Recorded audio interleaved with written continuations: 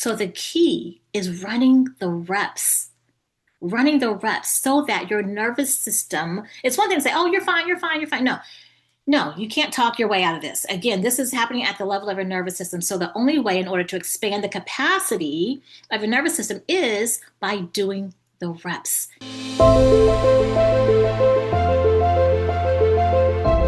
Welcome back to another episode of the Charyse Williams Show. Here's the thing. Most nurse practitioners who are in business don't struggle because they lack a strategy. They don't. They struggle because their nervous system doesn't feel safe executing said strategy. Okay. And when the nervous system feels like when the nervous system detects there's a risk, it doesn't say, oh, I'm scared. It doesn't. It says things like, I need to think about this a little bit more. I need more clarity. I need to research this a little bit more before I execute. Does that sound familiar? So today I want to talk about the real reason that brilliant, capable nurse practitioners stall right after they create a plan or have a plan co-created with them or for them. And more importantly, what actually unlocks the execution piece. So let's hop into it.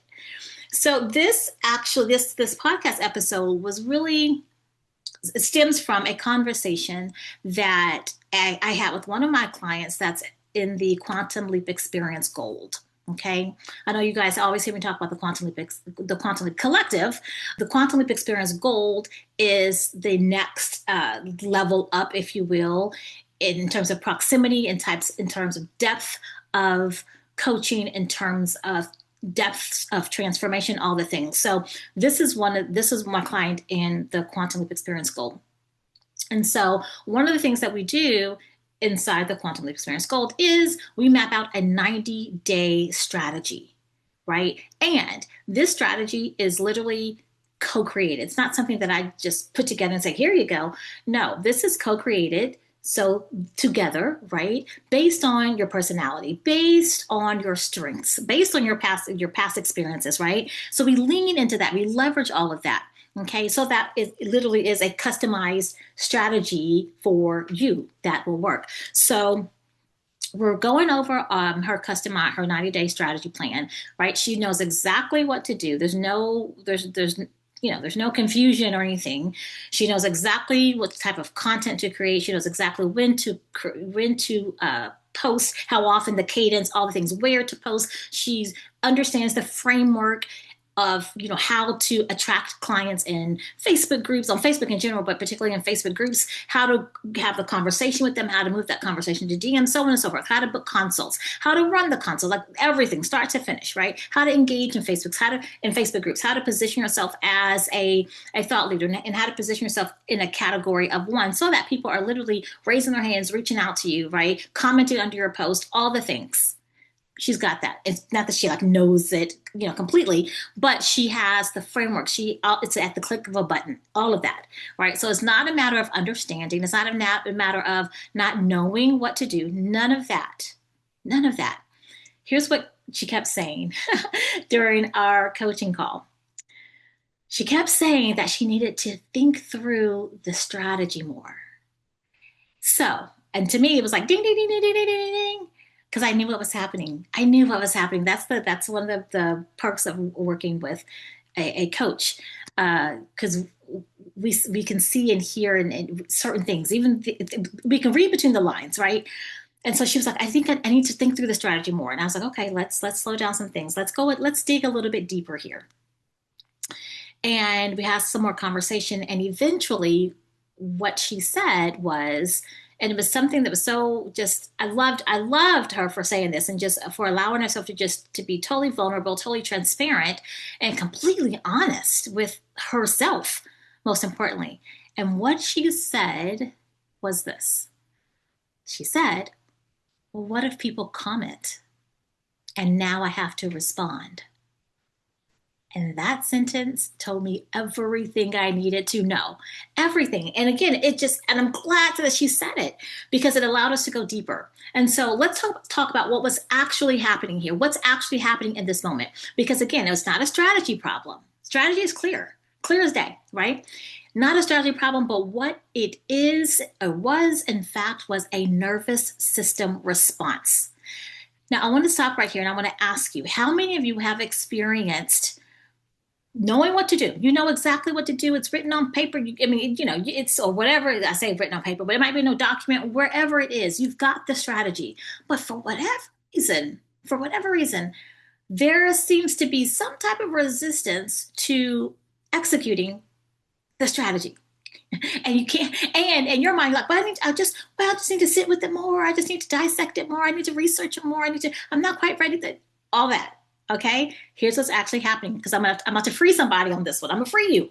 All right, it is a nervous system response. Okay, what happened in that moment or in those moments is her brain jumped ahead, right, to what posting content actually means. And again, we walked through this very slowly, very deliberately. And I said, well, so tell me what that means. She said, okay, well, if I post, people might see it. And if I post, people might see me. Okay, we're getting someplace here. And I said, what does that mean? She said, well, if people see me, then they might ask questions. Now, granted, let me just put a pause here because I'm telling you, this is someone who has been, I don't know how long she's been an RN, but extensive, long time been an RN, a nurse practitioner for over a decade. Like she's not a new nurse or a new nurse practitioner. No. She knows her stuff. She knows I was about to say a cuss word. Not that I can't, but anyway, I caught myself. But she knows her stuff. So it's no matter of what if they ask a question, I don't know the answer. She knows the answer, right? That's not a question. So we went on and I said, okay, so if people see you, what does that mean? She said, well, that means that they might ask questions. And I said, okay, good. So if they ask questions, then what does that mean? And it hit her. She took a second and it hit her. She said, well, that means that I'm now responsible. And then we talked about, okay, what does responsibility mean, right? And responsibility increases perceived risk. That's why I say this is a nervous system issue, right? Her nervous system was trying to protect her. Remember, our bodies are wired for survival. Our bodies are wired for survival, and anything that is outside of our comfort zone is perceived as a threat to our nervous system. And because we're wired for survival, it's like, okay, don't go there. So I'm going to do everything in my power to keep you from going there because again, it's outside of our comfort zone and we don't know what's out there. That's what literally is what's happening at a nervous system level. So the nervous system, again, is trying to protect you, trying to protect her specifically. But here's the interesting part. And the interesting thing is this: protection rarely looks like fear, although it is. Protection rarely looks like fear. It looks like productivity, right? The overthinking, that let me just research some more. Let me go down this rabbit hole. Let me read another book. Let me take another course. Let me another and another and another. And let me tweak the plan, the strategy, right? And all the while, you're staying busy. You're doing all this stuff and you're staying busy. And it's a facade. You're staying busy, but guess what? You're not being productive. Listen, there are tons of things that need to be done in a business to move your business forward. But all the things that I just named and all the things that our nervous system, right, does to keep us busy, but not productive, it's all a facade and it's all based in fear. And so all those things that I just shared, they feel productive, don't they? They feel productive, but they actually prevent you from taking real action. They prevent you from doing the things that are actually going to move the needle in your business. And at the end of the day, what's going to move the needle the most is enrolling clients into your program or your services. That's the goal. And then to service them, enroll them, yes, step one, service them, step two, right? And however that looks for you. So what we are bumping up against is what I like to call the capacity gap. The capacity gap. It's the gap between knowing what to do, right? Because you know what to do. It's the gap between knowing what to do and having the nervous system capacity to actually execute it. That is the gap there. Because I guarantee you, every single one of you that's listening to me, you know what to do. You may not know everything to do, but you know what to do today. And yes you do. Yes, you do. You know what to do today. So now the question now becomes, okay, so why am I not executing? Have you ever thought that? Like, I don't know why I'm not doing what I know to do. Right? So here's the thing, don't beat yourself up and understand what's actually going on at the level of your nervous system. It is trying to keep you safe. And safe doesn't, again, safe meaning inside your comfort zone. We know what happens when you're inside your comfort zone. What we don't know is what happens when we step outside of our comfort zone, right? This is the conversation, literally, that this is what is happening internally, unbeknownst to you. Okay. So it's a capacity, a nervous system capacity issue. Most people assume that execution is about motivation, or execution is about discipline or lack of discipline. You may have even thought that yourself, right? It's not. Execution is often a physiological event, okay? If the nervous system perceives something that's unsafe, it will absolutely, inevitably slow you down every single time, even when the strategy itself is perfect. And this is exactly what was showing up in my conversation with my client. And we had met just the previous week, right? So this is 7 days later, and I was like, okay, what's going on? Like, what's happening in your business? And so all of this kind of unfolded on the call. And so I think it's important to really understand, like, why this happens. Because when we can understand why this happens, first of all, when we understand what's happening, that's important. Okay. It then, number one, it helps us understand, okay, I'm not the only one, number one. And number two, okay, this is normal. Okay, now I understand what's going on. Now let's go a little bit a step further and understand why this is happening. Because when we understand the what and the why, now we can actually move some things. Okay. It creates a shift, a massive shift, in fact. So why does this happen? Why do we, particularly as nurses and nurse practitioners in the entrepreneurial space, having our own businesses and our own practices, why does this happen? Particularly to us. Now, number one, it's not just us, but there are some very specific reasons why it does happen with us. And one of those reasons is because our clinical training has conditioned us, right? It has conditioned us to, one, be precise. There's nothing wrong with that, right? But our clinical training, whether you're a nurse, you're a nurse practitioner, whether you're a PA, whether you're MD, whatever, it has conditioned us to be precise, number one. It has conditioned us to avoid mistakes, number two. It has conditioned us to defer to other people, to other systems, to hierarchy, whatever the case may be, right? Not a problem in clinical settings. When you are in entrepreneurial land, right? So when you work for yourself, you have your own business, entrepreneurship requires something different, something vastly different. It requires, one, visibility. An increase in visibility. Number two, it requires leadership, and actually next level leadership. Okay. It requires experimentation. Did you hear it requires experimentation. Okay. And that identity shift can really feel uncomfortable at first. I get it. I know it. I felt it. I remember when I was just launching my holistic health coaching business, first of all, in person. This was like pre-COVID, right?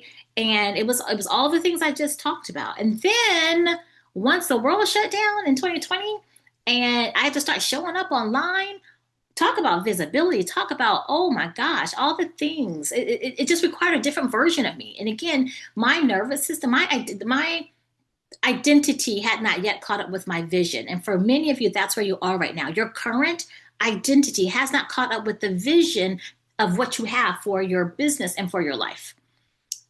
And that's okay. Again, realization, understanding what's going on is key here. So what's the solution?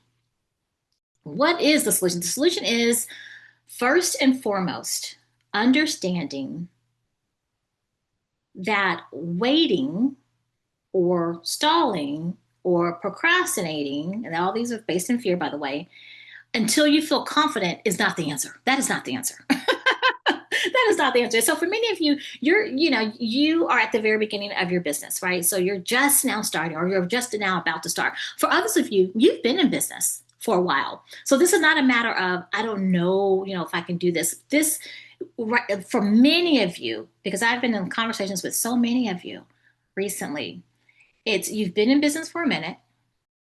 You have now discovered that the business that you have developed and created is not what you want anymore. For others of you, you're pivoting, right? So like you're pivoting because maybe you're integrating functional medicine into it. Maybe you're integrating different product, like different products or different services that you have an offer. For a lot of you are integrating peptides into your business. Again, it's new territory, right? So again, this is not just for this conversation. This thing that happens that we're talking about here is not for new people in business. It's any time you're about to step out of your comfort zone and do something different. Again, for some of you, it's totally recreating your business model, and that feels scary, and maybe it feels reckless or whatever. It feels different, that's for sure. It might feel unsafe. Many of you are really starting to embrace what I've been talking about, preaching about, sharing about, educating about, coaching around for years now, which is having a boutique model practice, right? So it's not volume based, right? But having a boutique model practice. Again, some of you are just now, starting to integrate functional medicine or integrative medicine. Some of you are just now integrating peptides, all the things, right? So I'm saying all this because it doesn't matter where you are in your business.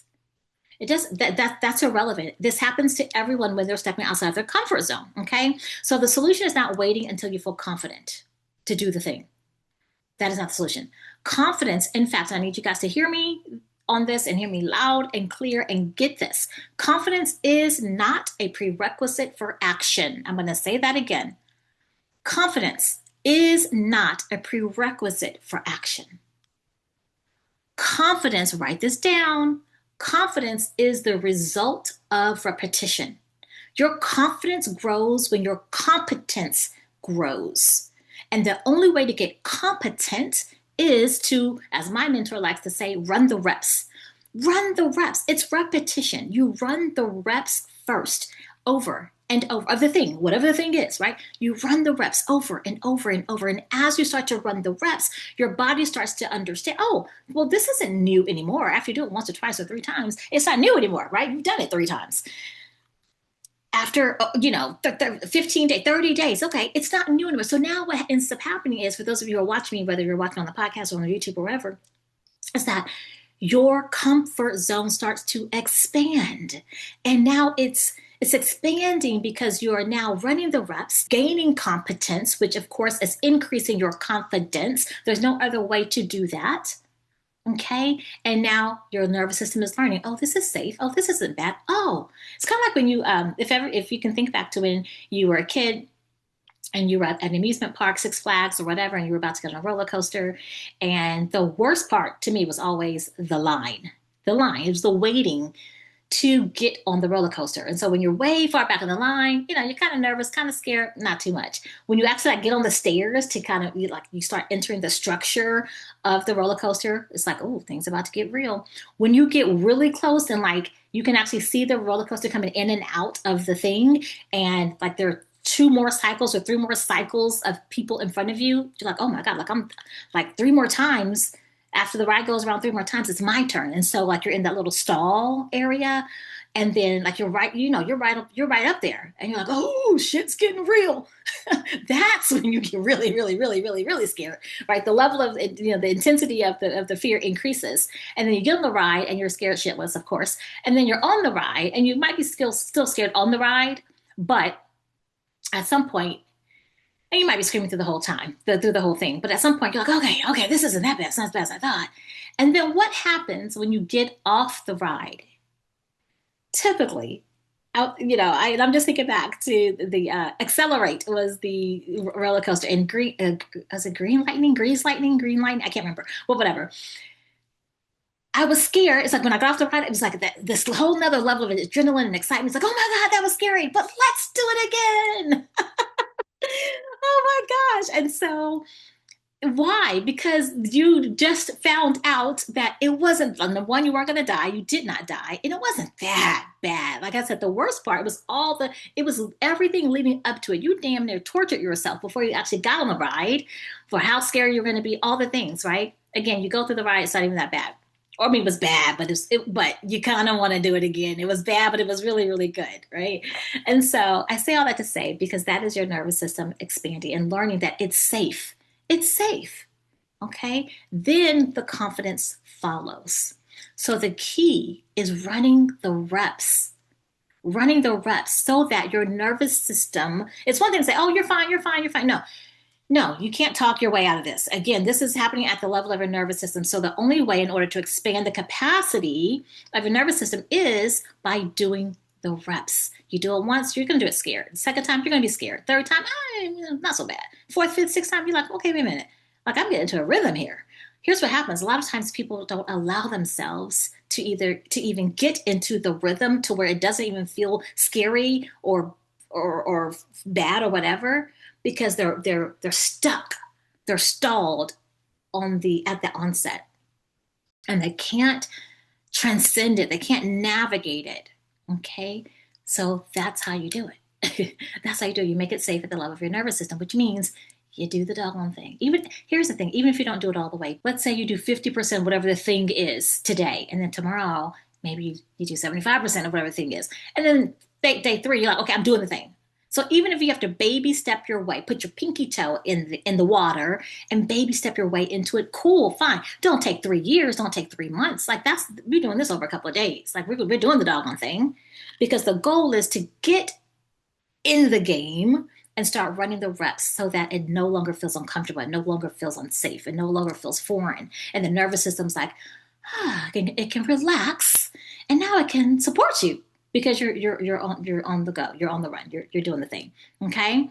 So if you have ever found yourself overthinking, if you've ever found yourself, you know, over, going down a rabbit hole, I was called the rabbit hole of hell, with researching and researching and researching, and you find that you're hopping from course to course to course, and yet you're not implementing. Listen, I'm not saying anything's wrong with learning. I love learning. I'm a life learner. I literally just enrolled in something the other day. What I'm saying is not allowing that to be what's preventing you from showing up and doing the doggone thing. Okay. You can do both at the same time. You can do both. All right. So if you've ever found yourself, like I said, overthinking, particularly like overthinking a strategy that you already clearly understand, right? Or if you're feeling stuck, even though you know exactly what to do, like you know what to do, right? There is a very good chance that you do not have a strategy problem. You, in fact, have a capacity expansion in progress problem. You have a capacity problem. Okay. And the way through it isn't more thinking, more researching, more waiting, more education. No, that's not the way through it is running the reps.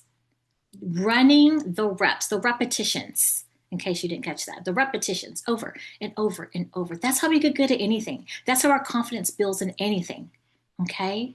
So you guys, this is the type of work that we do in the Quantum Leap, starting in the Quantum Leap Collective. This particular client that I share with you, like I said, she's in the Quantum Leap Experience Gold, but this is the type of work that we start to do and unpack inside the Quantum Leap Collective. So I'm going to invite you to join me inside the Quantum Leap Collective. I'm going to have the team post the link down below in the show notes to join the Quantum Leap Collective, because you are literally sitting on the precipice of what you actually want, of what you actually want, of what you actually desire. Okay? You don't have to do it alone. You don't have to do it by yourself.